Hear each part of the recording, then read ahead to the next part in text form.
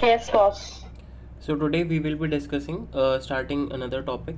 It is rheumatic heart disease, that is RHD. Okay. So we will be discussing about two things, two terminologies.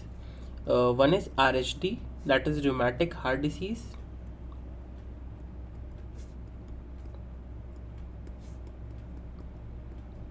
and the other one is acute rheumatic fever.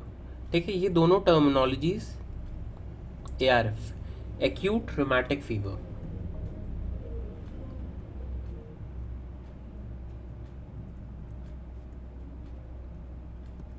ठीक है. So when we talk about acute rheumatic fever means there is ongoing rheumatic activity, and rheumatic heart disease, these are the cardiac valvular damage that may persist after acute rheumatic fever has resolved, है ना. So if you ask somebody asks what is the difference between, suppose if you ask the difference between rheumatic fever and RHD, then you should know the age of presentation. You should know the age of presentation. It will be at the age of 5 to 15 years and it will be between 25 to 40 years. अगर कोई patient तुम्हारे पास basically valvular heart disease के साथ आ रहा है and it is at the very young age 5 to 15 years, है ना, and you are getting features of acute traumatic activity, and you will consider it as acute traumatic fever. The presentation in male is to female, it is 1:1, and here it is more common in females. ठीक है. So बस this thing you have to remember कि कभी भी कोई patient अगर इस age group में है और उसको कोई वैल्वुलर हार्ट डिसीज़ है तो आपको डायग्नोसिस में रूमेटिक फीवर नहीं बोलना है. You have to mention it as rheumatic heart disease. मतलब बच्चे को रूमेटिक फीवर हुआ होगा, उस रूमेटिक फीवर की एक्टिविटी से जो वैल्व डैमेज हुआ that is persisting as rheumatic heart disease. और एक्यूट रूमेटिक फीवर जो होता है वो एक एक्टिव ऑन गोइंग प्रोसेस होता है इन्फ्लेमेशन का, जो कि हम पढ़ेंगे अभी. ठीक है. सो बेसिकली हम आज जो पढ़ने वाला टॉपिक है it is acute rheumatic fever. ठीक है. We are going to study acute rheumatic fever, मतलब एक्यूट रूमेटिक एक्टिविटी क्या होती है. So write down most common cause of acquired heart disease in children. In children it is acute rheumatic fever. ठीक है. Let us see what is the etiopathogenesis.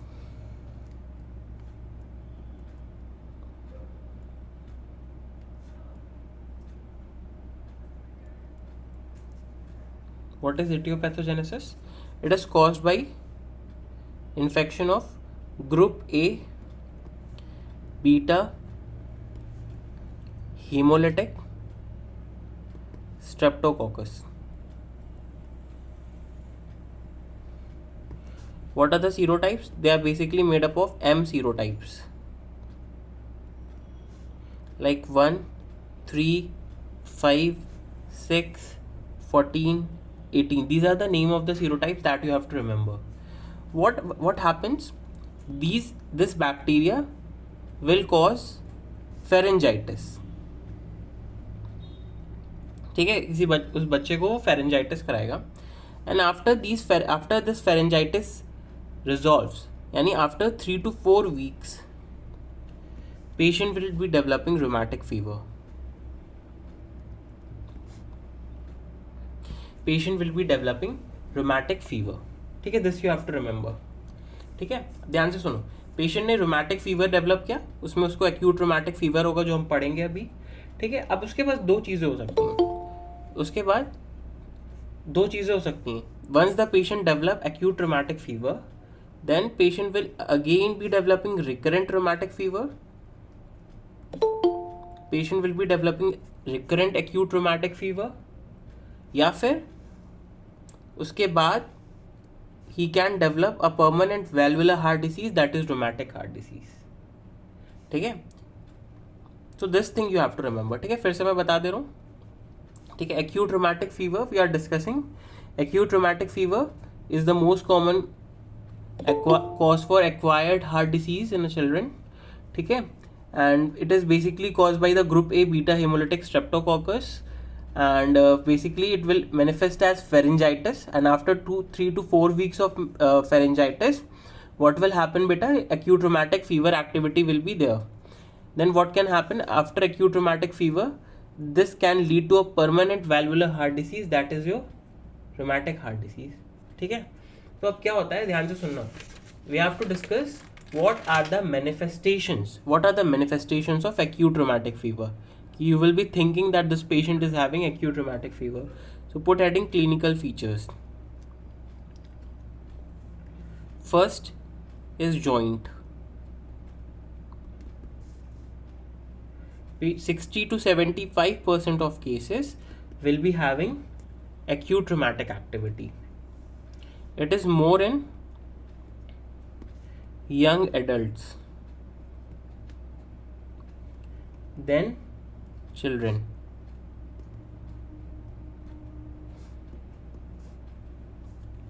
It will be involving large joints.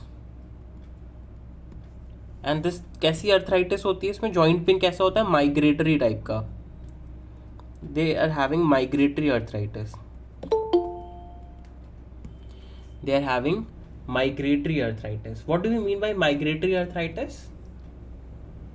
मतलब आज उसको नीज में pen हुआ, फिर कल ankle में होगा, हिप्स में होगा, तो pain will radiate, migrate from one joint to other. So what are the joints involvement? Knees are first involved, most common joint, followed by ankles and followed by elbow. And there is asymmetrical involvement.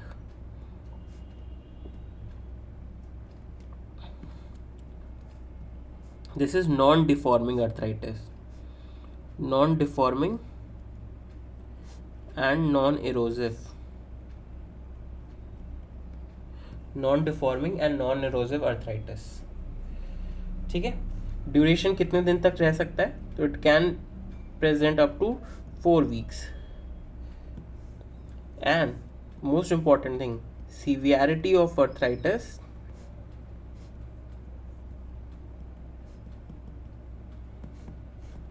is inversely proportional to the cardiac activity. Carditis means जितना ज़्यादा joint involvement severe होगा, pen जितना ज़्यादा होगा उतना कम carditis होगा. ठीक है, तो this you have to remember. ठीक है, तो this is the joint involvement. तो you have to remember they are basically involvement large joint, migratory type of arthritis, it is asymmetrical, non deforming, and most important thing it is a migratory type of arthritis. ठीक है, second involvement comes, it is cardiovascular system involvement. ठीक है, तो basically it is causing pancarditis. What do we mean by pancarditis? It will be involving endocarditis, it will be involving myocarditis and pericarditis. ठीक है, तो लिखो it is seen in 60% of the cases, more common in children. First, we are having endocarditis.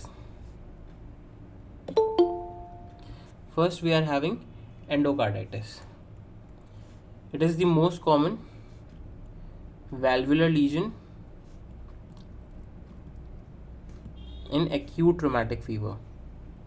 ठीक है, तो basically endocarditis, you all know endocarditis forms valve, so valvular heart disease होगी. तो acute rheumatic fever में कौन सा वैल्वुलर legion common होता है? MR followed by AR.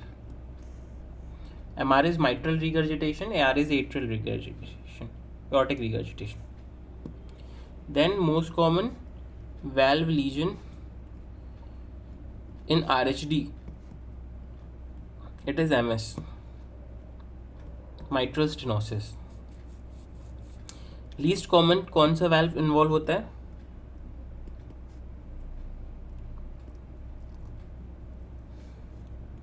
It is pulmonary valve.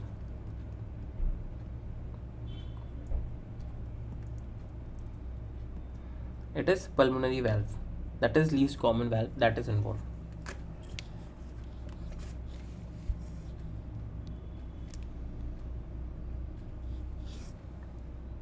So please repeat the question.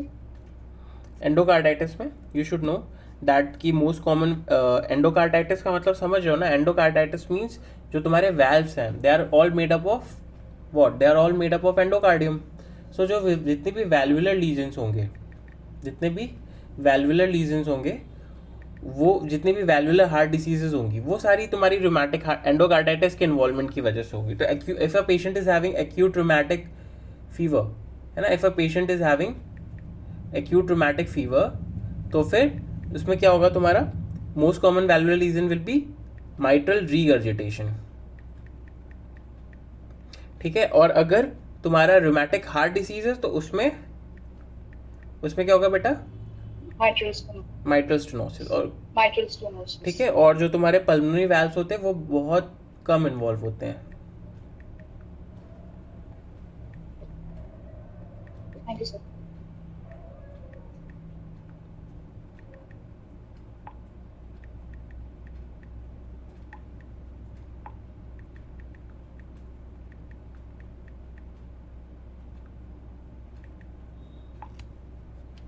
ठीक.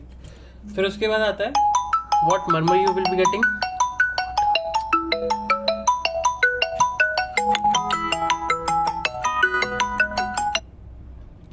Then comes what murmur you will be having. You will be having Carey-Coombs murmur.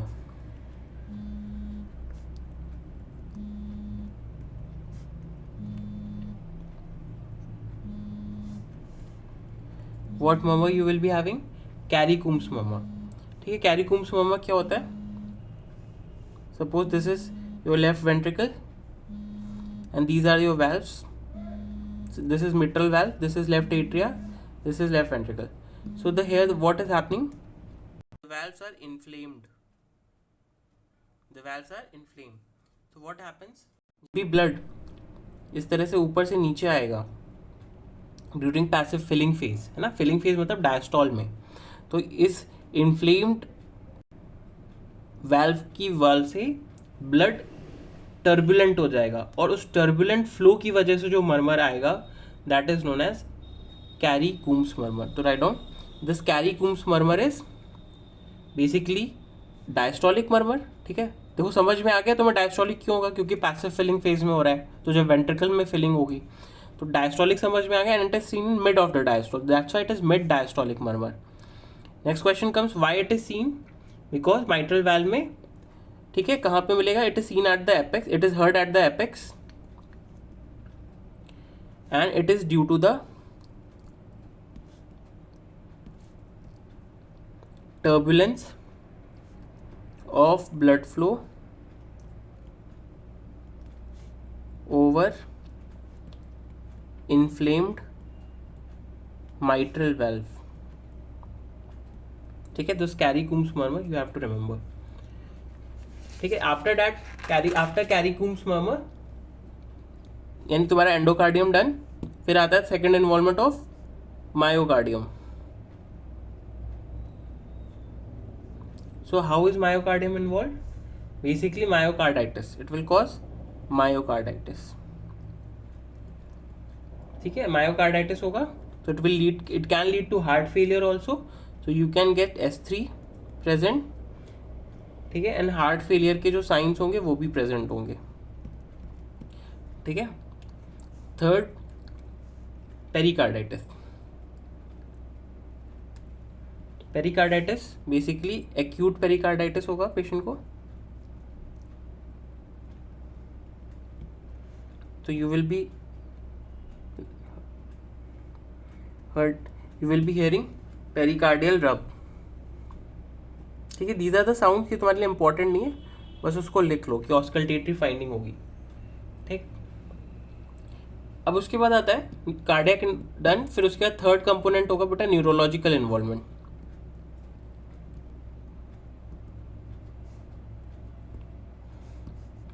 Neurological involvement में तुम्हारा आएगा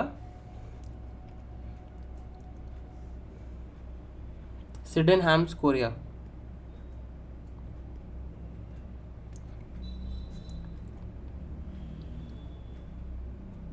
ठीक है. Sydenham's chorea. ठीक है. These are the abnormal movements that you have to remember. And you can also get motor inconsistency.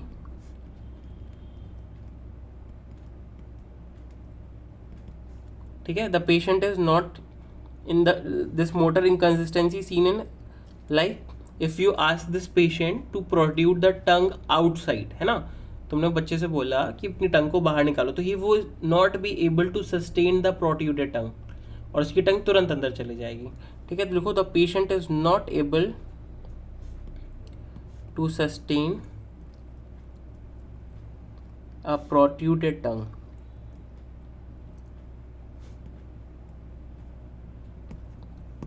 Then this is known as Jack in box sign. Second, patient is not able to do sustained contraction of hand, he will squeeze and release his hand. So this is known as milkmaid grip. ठीक है, आप लोग YouTube में देखिएगा इसको. ठीक है, तो this milkmaid grip is also seen. ठीक है, so these are the two motor. तो न्यूरोलॉजिकल इन्वॉल्वमेंट में you will be getting Sydenham's chorea. This is abnormal body movement. ठीक है, abnormal movement, and then you will get some motor inconsistency in the form of jack and box phenomena, and in the form of patient will be having milkmaid grip. ठीक है, so these are the things you have to remember. ठीक है, इसके अलावा patient can have some neurological other neuropsychiatric manifestations like OCD, obsessive compulsive disorder. Patient can also have migraine as a manifestation. ठीक है, तो this thing you have to remember. Neurological में सिर्फ these three things you have to remember: Sydenham's chorea, Jack in box phenomena, and milkmaid grip are motor inconsistency sign, where the patient is not able to sustain the motor movements. It can be seen in the tongue and it can be seen in the hand grip. Okay, next comes, after that we are having some skin manifestations.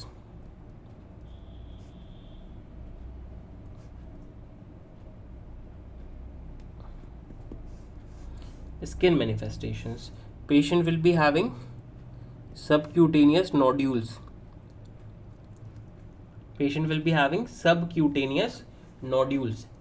ठीक है, and they are present in occiput, occipital area or elbow.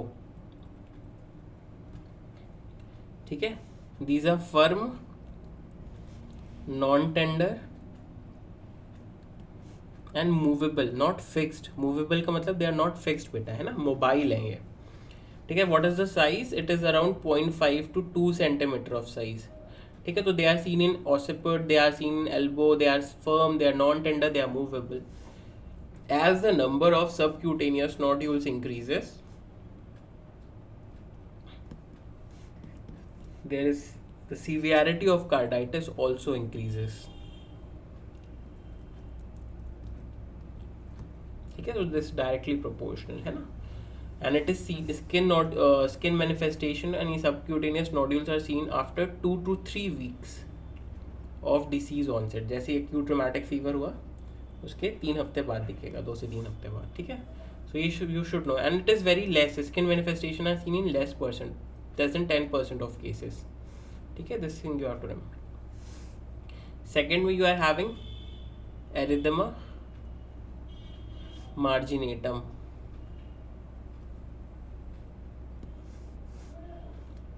These are pink macules that are clear centrally. ठीक है, they're somewhat like this. ठीक है, centre clear होगा and pink macules. ठीक है, then question comes, they will increase after shower. Hot shower history patient will give, where they are seen sight, they will be seen over trunk, they will be seen over limbs, they are never seen on face. they are never seen on face.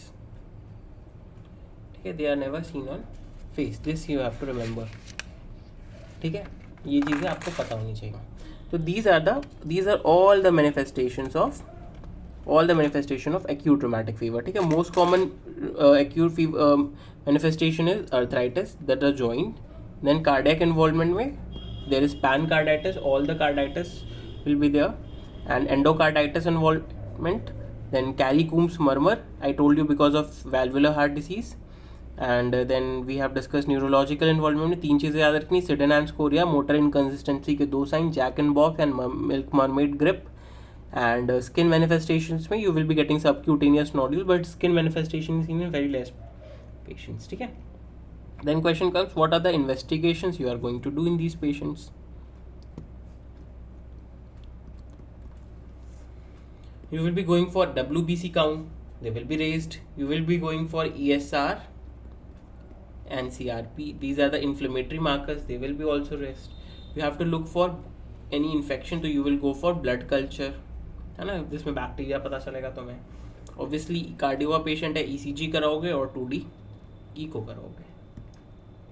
ठीक है, तो this thing you have to remember. But question comes, we have to look for streptococcal bacteria, we will go for serology. तो serology के लिए क्या कराते हैं, we go for ASO, anti streptolysin O titer plus anti DNAs. हम इसके टाइटर को जाते हैं, इससे हमें क्लियर हो जाएगा दैट बैक्टीरिया वॉज प्रेजेंट और नॉट. ठीक है, अब इन्हीं सारी चीज़ें कराने के बाद we will go for the criteria. एक जब भी हम कोई डिसीज़ पढ़ते हैं तो every disease is having some criteria. So your acute rheumatic fever is having a criteria, diagnostic criteria, and it is known as modified zones criteria. जो आपके एग्जाम में क्वेश्चन आएगा, इस पे आ चुका है क्वेश्चन, मॉडिफाइड जोन्स क्राइटेरिया. तो कोई भी क्राइटेरिया पढ़ोगे तो उसमें कुछ मेजर क्राइटेरियाज होते हैं और कुछ माइनर होते हैं. तो let us see the major criteria.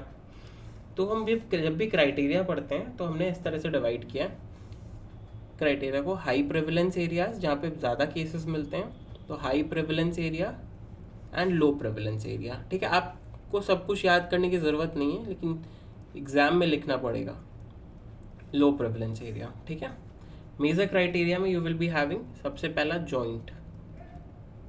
High prevalence area में पॉली आर्थराइटिस, देखना मैं क्या लिख रहा हूँ. ठीक है, लो प्रेवलेंस में पॉली आर्थराइटिस हो सकता है या फिर मोनो आर्थराइटिस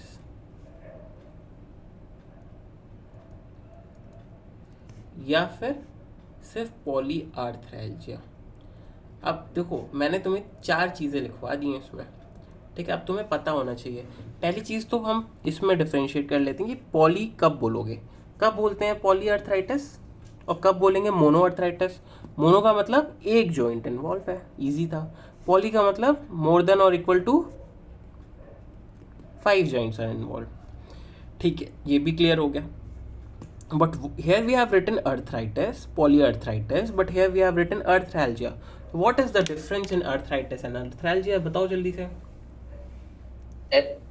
सर इसमें पॉलीआर्थराल्जिया में वो टेंडर नहीं होता. हाँ, तो और देखो, arthralgia means joint pain only, joint pain, patient खुद दर्द बताएगा. Here is arthritis. Here we are having arthritis. Arthritis means, itis means signs of inflammation. You all have studied the sign, cardinal signs of inflammation. ठीक है, तो pain, along with pain, patient will be having red, tender, swollen joint, or there will be increased temperature. ठीक है, these all means the patient is having, these are inflammation. ठीक है, तो सिर्फ pain बता रहा है तो फिर you will mention it as arthralgia. If the signs and symptoms of arthritis, signs and symptoms of inflammation are there, you will mention it as arthritis. ठीक है, तो ये चीज़ें तुम्हें पता होनी चाहिए. फिर उसके बाद अभी हमने पढ़ा सेकंड क्राइटेरिया में कार्डाइटिस. ठीक है, तो कार्डाइटिस दोनों में ही होगा तो सबको एक एक पॉइंट मिलेगा. ठीक है, थर्ड कोरिया, दोनों में ही एक एक point. Fourth subcutaneous nodules, and fifth में we are having erythema marginatum. ठीक, ये सारे पॉइंट्स है. तो बेसिकली आपको इन पांचों का नाम याद होना चाहिए. जॉइंट इन्वॉल्वमेंट है, carditis, Korea, subcutaneous nodules and erythema marginatum. ठीक है. Then we talk about minor criteria.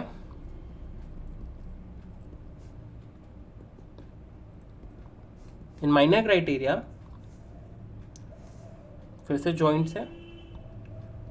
Here we are having polyarthralgia, monoarthralgia. Then we are having fever more than 38.5 degrees Celsius, more than 38 degrees Celsius.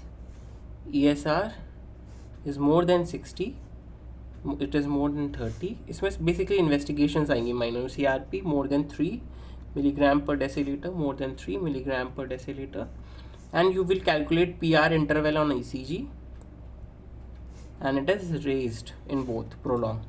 ठीक है. सो ये हो गया तुम्हारा minor criteria for modified Jones criteria. ठीक है. तो you have to remember this. ठीक है. अब उसके बाद माइनर क्राइटेरिया के बाद we are having essential criteria.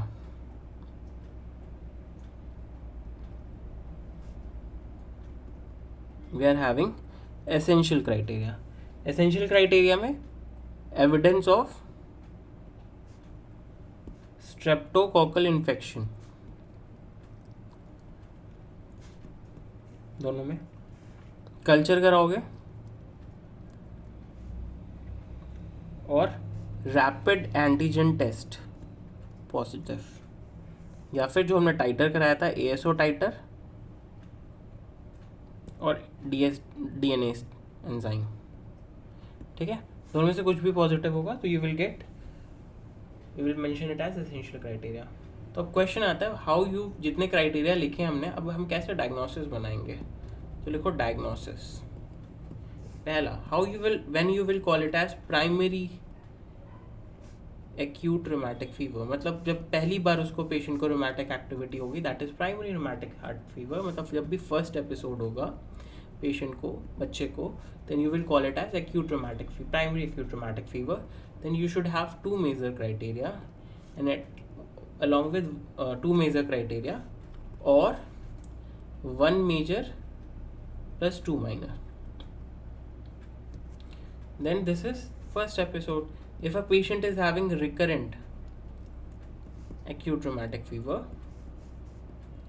then they should have 2 major or 1 major plus 2 minor or 3 minor criteria. और इन सारे क्राइटेरियाज के साथ क्या प्रेजेंट होना चाहिए बेटा? 1 एसेंशियल क्राइटेरिया. मतलब एसेंशियल क्राइटेरिया एक ही है बेसिकली वो, तो एसेंशियल क्राइटेरिया होना चाहिए तीनों में से, because all 3 are telling you about evidence of bacteria. ठीक है. समझ में आया यहाँ तक? यस और नो?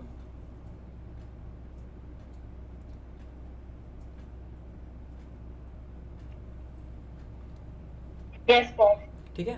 सो ये था तुम्हारा एक्यूट रूमेटिक फीवर. अब देखो, मैं थोड़ा सा बेसिक चीज़ें बता देता हूँ. ट्रीटमेंट तो तुम्हारे काम का नहीं है, लेकिन फिर भी सुन लो थोड़ा सा. देखो, हम क्या करते हैं, जब भी पेशेंट हमारे पास, बच्चा पहली बार आया, सपोज उसको फेरेंजाइटिस था. ठीक है. हमें ये पता है कि फेरेंजाइटिस हुआ है, इसके 3 से 4 हफ्ते बाद उसको क्या होगा बेटा? रूमेटिक फीवर होगा. ये सब पैथोलॉजी में तुमने पढ़ा होगा ना, क्रॉस एंटीबॉडीज होंगी, जो एंटीबॉडीज क्रॉस रिएक्ट कर जाती हैं. ठीक है. ये सब पढ़ लेना पैथो से, पैथोफिजियोलॉजी नहीं बता रहा मैं. तो अगर हम उसको फेरेंजाइटिस से एक्यूट रूमेटिक फीवर नहीं होने देना चाहते और हम उसको इस चीज़ पे ही रोकना चाहते हैं, तो this is known as primary prophylaxis. ठीक है. और इस प्राइमरी प्रोफाइलेक्सिस के लिए we give an antibiotic, that is benzathine penicillin.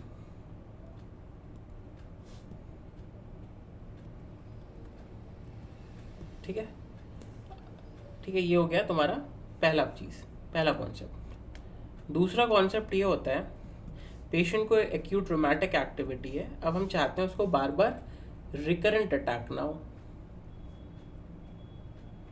ठीक है। तो हम उस समय जब उसको एंटीबायोटिक देंगे, एक्यूट रोमैटिक फीवर के बाद बहुत लंबे टाइम के लिए एंटीबायोटिक देंगे, तो उसको हम क्या बोलते हैं, सेकेंडरी प्रोफाइलैक्सिस, ठीक है। तुम्हारे काम के लिए बस इतना ही इम्पोर्टेंट है, ठीक है। We are having acute rheumatic primary prophylaxis and secondary prophylaxis, इस तरह से we work on it, ठीक है। तो ये हो गया तुम्हारा। अच्छा, यहाँ पे मेडिसिन क्या बेटा? एक्सक्यूज मी सर, तो यहाँ पे मेडिसिन क्या जाएगी, यहाँ पे क्या मेडिसिन जाएगी? सेम बेंजाथीन पेनिसिलिन ही चलता है, ठीक है। इट इज सेम, ठीक है। अब ड्यूरेशन आगे है, वो तुम्हारे काम का नहीं है तो उसे मत पढ़ो, ठीक है। ड्यूरेशन में बेसिकली कितने साल के लिए चलते हैं, इट इज़ नॉट इम्पोर्टेंट। अगर पढ़ना है तो मैं दिखवा दूंगा, लेकिन it's not important for you, ठीक है। अब इसके बाद आता है तुम्हारा, ये तुम्हारा एक्यूट, बस बता दीजिए। अच्छा चलो ठीक है। अब तुम्हारे पास ठीक है, अब तुम्हारे पास पेशेंट आया, ठीक है। तो उसके बाद तुम सेकेंडरी प्रोफाइलैक्सिस के लिए you will be giving benzathine penicillin,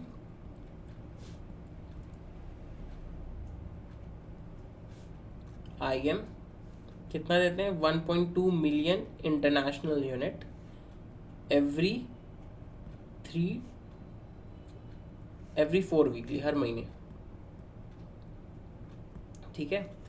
तो this thing you have to remember, every 4 weeklies you have to given, ठीक है। अगर, और अब आता है question for how long you will be giving, ठीक है। क्वेश्चन आता है how long you will be giving, तो लिखो ड्यूरेशन,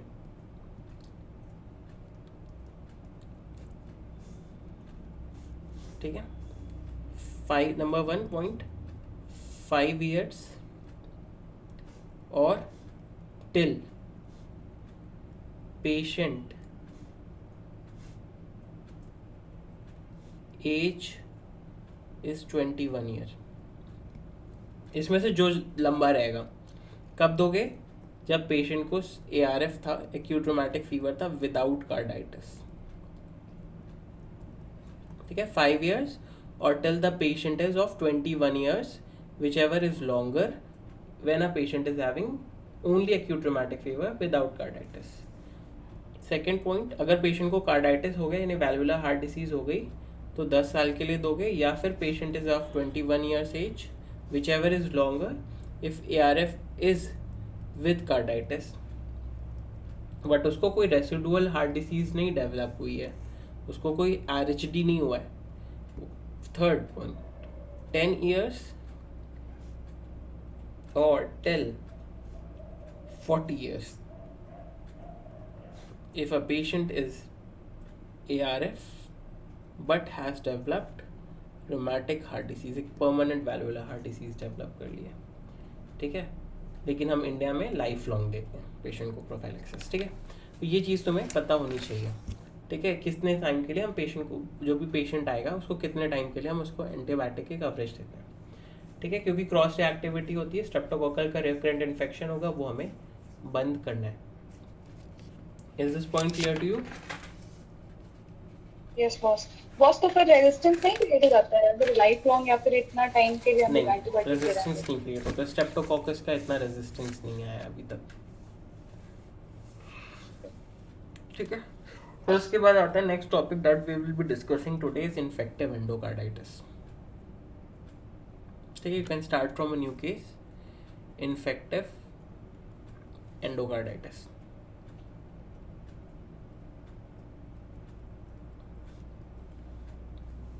ठीक है, देखो समझो क्या होता है इसमें। सपोज ये तुम्हारा, मैं लेफ्ट को ही लेके चल रहा हूँ, लेफ्ट वेंट्रिकल और लेफ्ट एट्रिया है, ठीक है। ये इसके वैल्व्स हैं, ठीक है। सपोज पेशेंट को कोई रीगर्जिटेंट लीजन है, कौन सा लीजन है बेटा, रीगर्जिटेंट। सपोज कि माइट्रल वैल्व है तो माइट्रल रीगर्जिटेशन है। तुम्हें पता है कि जब ब्लड ऊपर जाएगा, जब वेंट्रिकल कॉन्ट्रैक्ट करेगा, तो उस रीगर्जिटेंट फ्लो की वजह से क्या होगा, एक जेट फॉर्म होगा और वो इस वैल्व की एंडोथीलियम को, नॉर्मली एंडोथीलियम कैसी होती है, स्मूथ होती है। अब जब रीगर्जिटेंट लीजन होगा तो वो प्रेशर की वजह से ये इरोड हो जाएगी और इरेगुलर हो जाएगी। तो जब वो इरोड हो जाएगी, इरेगुलर हो जाएगी, तो क्या होगा, उसकी वजह से यहाँ पे बैक्टीरिया ग्रो करना शुरू कर देंगे। एंड जब बैक्टीरिया ग्रो करना शुरू कर देंगे तो वो वाल्व को इरोड करेंगे, थ्रोम्बस का फॉर्मेशन करेंगे। तो इसी प्रोसेस को हम बोलते हैं इन्फेक्टिव एंडोकार्डाइटिस। एंडोकार्डियम का मतलब भी है कि वाल्व, ये चीज़ दिमाग में बैठा लो। Whenever we talk about endocardium in heart, it is valve only. ठीक है, तो let us write down these points. Pathogenesis, what is happening in pathogenesis? Whenever there is endothelial injury,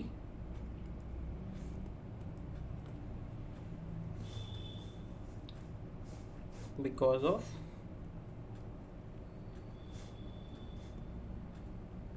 regurgitant lesion. Why? Because the high pressure jet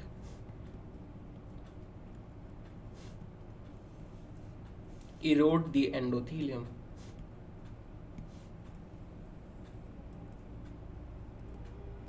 So what will happen? What will happen?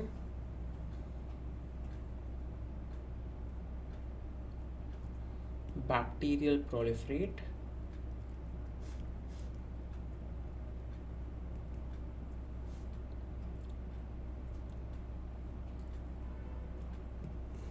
and erode the valves. ठीक है, and along with when the bacteria proliferate, there will be thrombus formation also. ठीक है, fibrin thrombin complex बनता है, तो ये चीज़ तुम्हारी important है। ठीक है, ये हो गया तुम्हारी पैथोजेनेसिस। अब आता है कॉजेज, जो तुम्हारे काम की चीज़ है। कॉजेज में most common organism it is Streptococcus.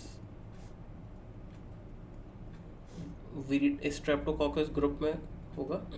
अब जब भी हम पढ़ते हैं स्ट्रेप्टोकोकस ग्रुप, तो most common viridans group, most common viridans group. ठीक है, स्ट्रेप्टोकोकस विरिडेंस होता है। ये कब कराएगा? When a patient is having, it is the most common cause of infective endocarditis in native valve.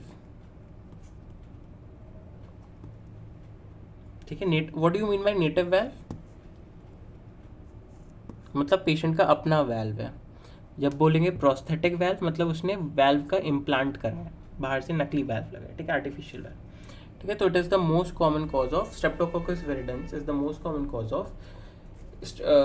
Cause of infective endocarditis in native valve. Second comes Streptococcus गैल, ये one था तुम्हारा विरिडांस group.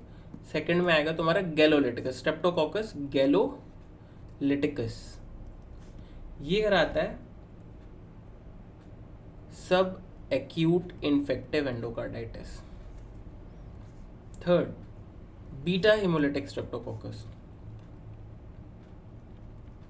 it is causing acute infective endocarditis, and it is more common in IV drug abusers. Streptococcus pneumoniae, ये सब bacteria के नाम है Streptococcus वाले के। Streptococcus pneumoniae is associated with acute infective endocarditis as well as pneumonia. ठीक, ये हो गया स्ट्रेप्टोकोकस बैक्टीरिया के group. Then we having another bacteria that is staph aureus, basically staphylococcus.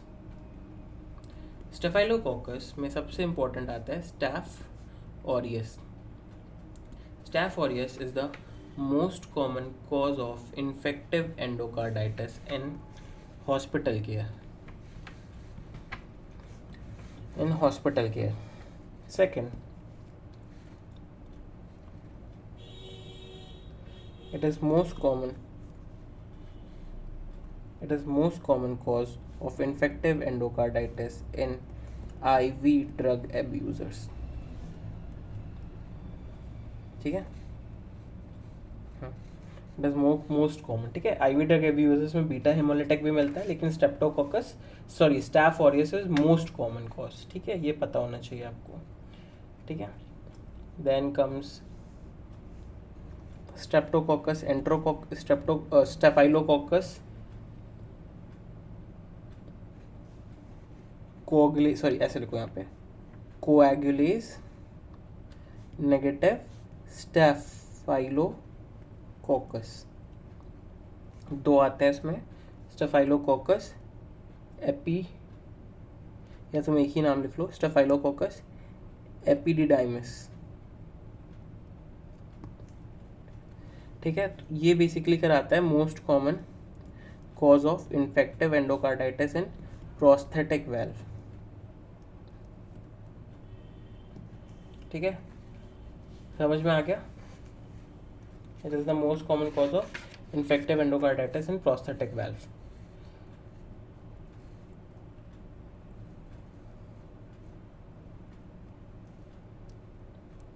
ठीक है, चलो अब इसके बाद आते हैं, what are the clinical features with which patient will be coming to you. पहले थोड़ा सा एपिडेमियोलॉजी देख लेते हैं कि वैल्व कौन से इन्वॉल्व होते हैं। जब भी इन्फेक्टिव एंडोकार्डाइटिस की बात करते हैं तो मोस्ट कॉमन वैल्व जो कि इन्वॉल्व होते हैं वो माइट्रल वैल्व होगा, followed by aortic valve, followed by tricuspid valve, ठीक है, फॉलोड बाय पल्मोनरी वैल्व। ठीक है, ये पता होना चाहिए आपको। ठीक है, फिर दूसरी चीज़ हम देखते हैं कि प्रोस्थेटिक वैल्व में ज़्यादा कॉमन है कि नेटिव वैल्व में ज़्यादा कॉमन है। तो it is more common in native valve than prosthetic. ठीक है, रीगर्जिटेंट वैल्वुलर हार्ट डिसीज में कॉमन है कि स्टेनोटिक वैल्वुलर हार्ट डिसीज में कॉमन है। तो it is more common in regurgitant, like MR हो गया, एआर हो गया, regurgitant valvular heart diseases, then followed by stenotic. ये सारे एमसीक्यू के पॉइंट्स हैं आपके। ठीक है, ये आपको इम्पोर्टेंट है। ठीक है, then let us see the clinical features. Obviously infection है तो फीवर आएगा more than 38 degree celsius. Constitutional symptoms होंगे, चिल्स के साथ एसोसिएटेड होगा, स्वेटिंग होगी, फॉलोड बाय स्वेटिंग, पेशेंट को मायल्जिया होगा। ठीक है, एंड पेशेंट को हार्ट फेलियर डेवलप होगा। हार्ट फेलियर की वजह से पेशेंट को ब्रेथलेसनेस होगी, डिस्निया होगा पेशेंट को, ऑर्थोपनिया होगा पेशेंट को पीएनडी होगा, पैरोक्सिमल नॉक्टर्नल डिस्निया होगा पेशेंट को। ठीक है, तो ये चीज़ें आपको पता होनी चाहिए। चेस्ट पेन हो सकता है पेशेंट को, क्यों हो सकता है चेस्ट पेन? पल्मोनरी एम्बोलिज्म की वजह से, या फिर कोरोनरी आर्टरी में एम्बोलिज्म हो जाए।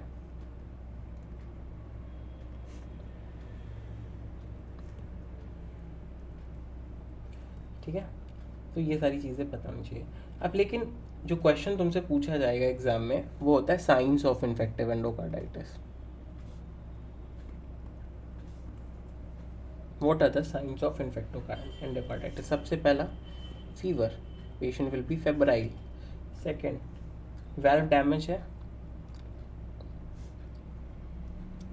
वैल्व डैमेज हो गया पूरी तरह से तो there can be new murmur. पहले नहीं आ रही थी लेकिन अब वैल्व डैमेज हो गया, उसकी वजह से न्यू ऑनसेट मर्मर हो सकती है पेशेंट को। थर्ड, पेशेंट को हार्ट फेलियर के साइंस हो सकते हैं, लाइक S3 प्रेजेंट हो सकता है, क्रेप्स प्रेजेंट हो सकता है, S3 प्रेजेंट हो सकता है। ठीक है, डिस्निया हो सकता है पेशेंट को, क्रेप्स हो सकते हैं। Fourth, immune phenomena. Immune phenomena की वजह से तुम्हें क्या मिलेगा पेशेंट में? Let us see. Because of immune phenomena you will get two things. ठीक है, सबसे पहला you will be getting Osler's nodes. ठीक है, जो इम्यून कॉम्प्लेक्स होंगे, immune complex deposit where, site, finger tips,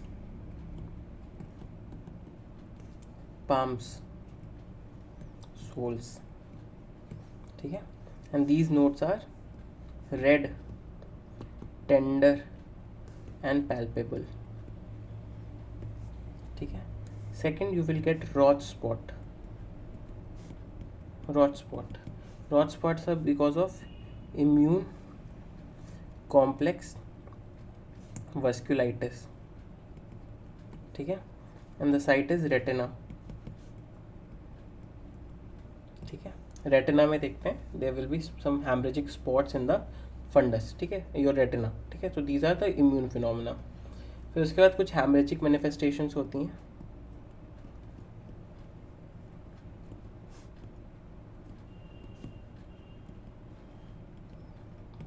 ठीक है, हैमरेजिक मैनिफेस्टेशन में कंजंक्टिवा में देखोगे क्या मिलेगा. कंजंक्टिवा में you will get conjunctival पेटेकी.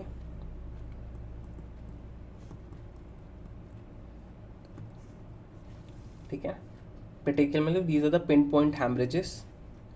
And extremities में, लिम्ब्स में, एक्सट्रीमिटीज़ मतलब हैंड और फुट में you will get Janeway's lesion. You will get Janeway's lesion. What are Janeway's lesions? These are the basically RBC leak होने की वजह से हैमरेजिक स्पॉट्स बन जाते हैं फुट में. तो बेसिकली कहाँ पे मिलता है Janeway's lesion? These are seen in palm and soles. These are red but these are non-tender. ठीक है, ये पता होना चाहिए. ठीक है, देखो दोनों में एग्जाम में क्वेश्चन पूछता है एग्जामिनर कि जो Janeway's lesions है, तो पहले बताओगे सर Janeway's lesions है haemorrhagic manifestation. These are seen in palm and soles and they are non-tender. But ये जो Osler's nodes हैं, these are because of immune phenomena and they are red but they are tender and palpable. है ना, they are tender and palpable. ये non-tender और non-palpable है. ठीक है बेटा, these things you have to remember. Nails में you will be getting splinter hemorrhage. ठीक है, स्प्लिंटर हैमरेज. ठीक है, तो आज यहीं तक करते हैं. फिर नेक्स्ट क्लास में we will be discussing about a Duke's criteria. थोड़ा ज़्यादा हो जाएगा इसलिए we will end the class here. In next class we will be completing the infective endocarditis. तो स्क्रीनशॉट लेना है. मैं वीडियो शेयर करने वाला हूँ अभी थोड़ी देर में. ठीक है, ग्रुप पे. ओके.